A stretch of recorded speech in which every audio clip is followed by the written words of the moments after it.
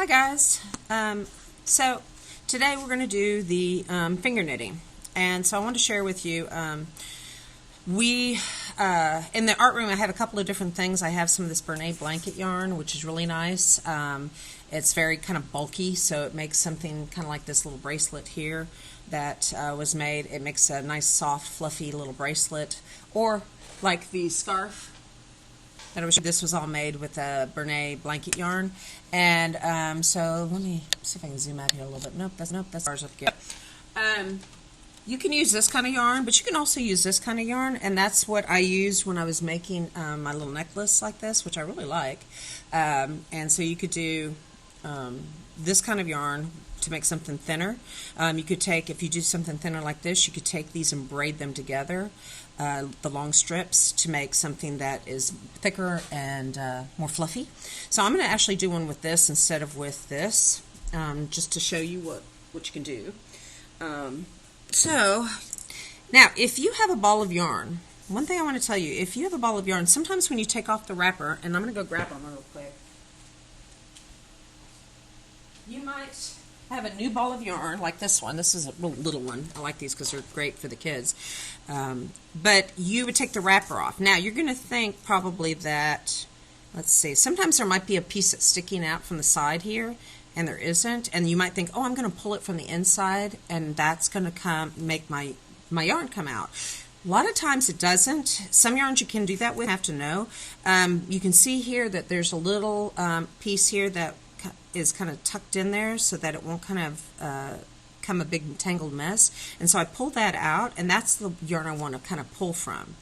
You want to work from that ball of yarn at that cut end. So just be careful. Sometimes there might be one sticking out, and that's not the one you want to get. You want to try to find that loose end and gently unravel it. Now, when you're finished, especially in my art room, I keep telling everyone, don't just take your yarn like this and take all of this and just throw it in the bucket, because then what ends up happening is this gets all completely tangled up, and then we have a huge mess. In fact, I've got a whole bin about, I don't know, about this big and that deep. It's full of tangled yarn.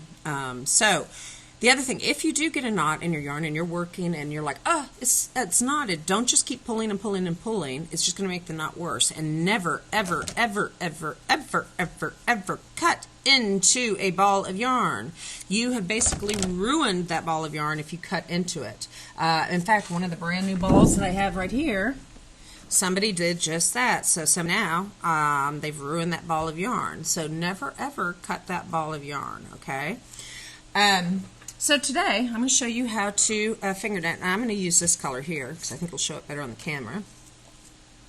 And so there are many, many, many ways to finger knit. I've seen so many different ways. And it took me a long time to figure this out myself. In fact, every time I used to do it when I was teaching the kids, I would always get it tangled.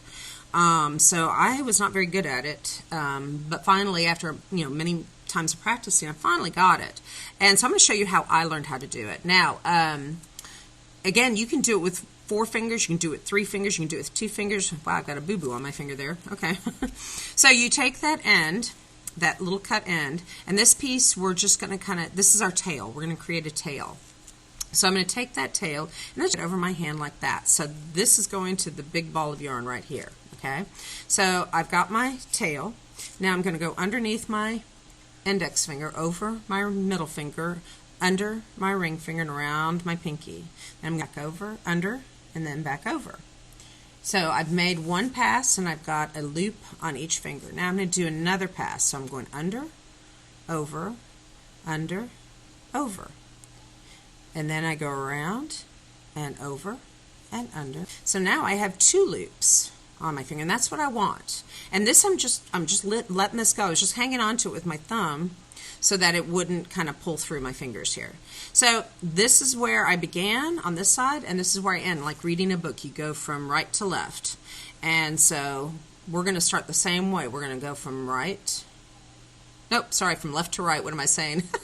You're going to start here where you ended. So you started and you're going to end here. So I'm going to take this loop, and I'm going to pull this loop over my finger, over this loop, okay? So sometimes it might be hard to do this one, so I take this, pull it up, and I pull it, and I kind of bend over my finger like that. And sometimes then I go and I kind of pull that down. Then I take this one, which is this one right here. I take that one and I pull it over my finger like that. And get some more yarn here. Take this one and I pull it over my finger like that. And then I take this one and I pull it over my finger like that. And so sometimes I bend my fingers like that when I'm trying to do this. Then sometimes I'll pull here and kind of tighten it up again. Okay. Now, I'm going to do that again because now I've got one loop, which means I need 2 loops to make a knot, basically. So I'm going to come between my pointing finger, my index finger, and my middle finger, and I'm going to come over and under and over. So I've got 2 loops here and here, but only one here. Then I'm going to go around, and I'm going to go over and under and over. Okay? So now I have 2 fingers. Sometimes I kind of push that down, especially on my pinky finger. Then I'm going to, again, I started and ended on this finger, so I'm going to pull this loop over like that. And again, I might kind of tighten that a little. Then over like that, over like that, over like that. And I keep doing this, and so after I do, I push it down a little bit. I might tighten a little bit here, and it's basically coming and forming off the back here. So then I'm going to go again and do another loop. Come between here, and I'm going over and under and over and under and over. And then I'm going to start here again, and eventually I can just let this go. I'm going to let it hang down now after I've done a couple of rows. And push that down, over, over, over. Okay? I'm going to do a little bit more, and then I'll tell you how to finish this off. Okay, so then we go, oops, in between, index and your middle finger, push that down. I'm going to go over, under, over, under, over, bottom over top, bottom over top, bottom over top, bottom over top. Okay, push that down. Pull that a little bit here, pull that down a little bit more. There we go. Then come between, over, under, over, around, over, under, over. More yarn. And bottom over top, bottom over top, bottom over top, bottom over top. Okay. Pull that a little bit. Then push that down. Do a little bit more. Let's see. So, oops, between, over, under, over. There. 2 loops. Bottom over top, bottom over top, bottom over top, bottom over top. Okay. Now, if for some reason I got distracted and I needed to come back to this, but I hadn't gotten as far as I wanted to, I could get like a pipe cleaner, and I'll take this one right here.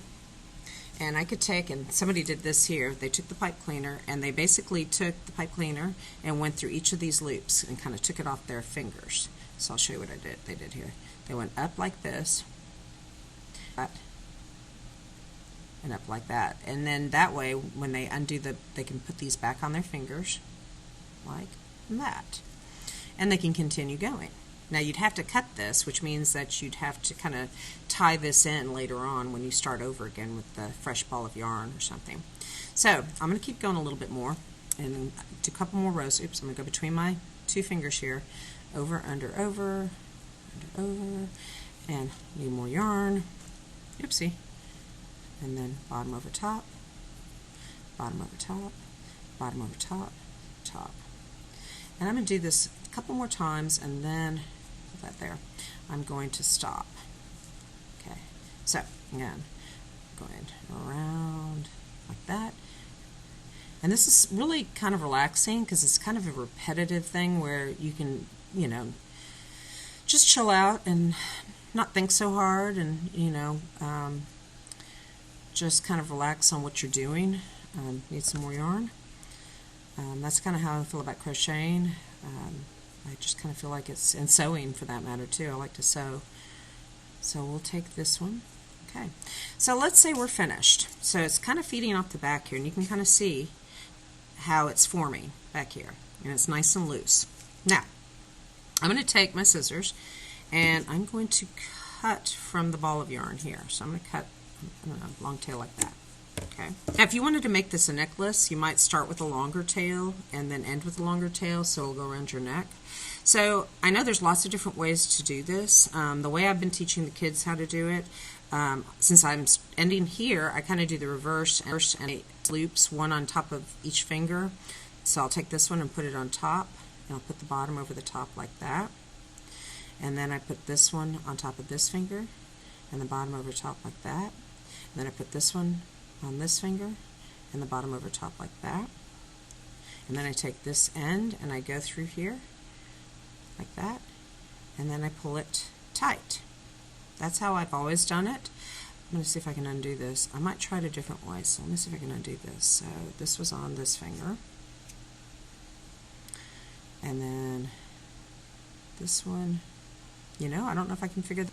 Huh. Okay, so then what I do, once I've finished this, and I'm not sure if I messed it up, what I could do too is take this end and go through each of my loops like I did with that pipe cleaner, and then pull it tight. So I'm going to go ahead and finish this off this way, because I'm afraid I might have messed this up, but let's see, we're going to go through here, and we're going to go through here. Whatever those loops are, let's see what happens. So now, what I usually end up doing is I kind of pull it snug on both sides, and it kind of rolls over on itself and forms kind of like, it looks like a tube. So at this point I could take and I could add a bead on each end and turn it into a necklace, or I could take it and tie it around my wrist and make a bracelet. I could also make a headband or something out of this, or a belt, or like I said, if you made something really long, you could take and braid 2 or 3 of them together, 3 of them, and make, you know, a bigger, bulkier piece, something kind of like that.